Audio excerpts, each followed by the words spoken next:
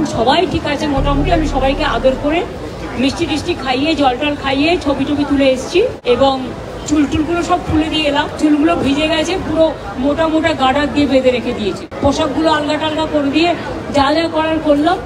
ওদের লাঞ্চ টাঞ্চ খাওয়ানোর পরে যারা সুস্থ হয়ে গেছে, একজন একটু ফতেমা সাকুয়াতের একটু প্রবলেম আছে ছিল, আমি যখন গেছিলাম বেশ ছিল, এখন নর্মাল হয়ে গেছে, এখন স্টেবল হয়ে গেছে।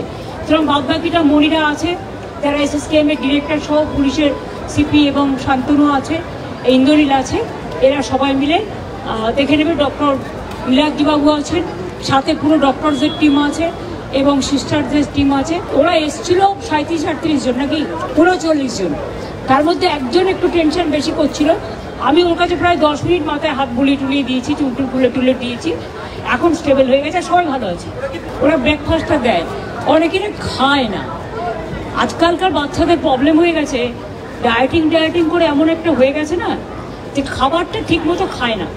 ডাক্তারসরা এবং নার্সরা সিস্টার্সরা এখানে সবাই তাদের সাধ্যমতো চেষ্টা করেছে এবং ওদের চিন্তা করার কোনো কারণ নেই। INC ডিপার্টমেন্ট, পুলিশ ডিপার্টমেন্ট এবং SSKM কোঅর্ডিনেশন করে সবাইকে বাড়ি পৌঁছে দেওয়ার ব্যবস্থা হবে।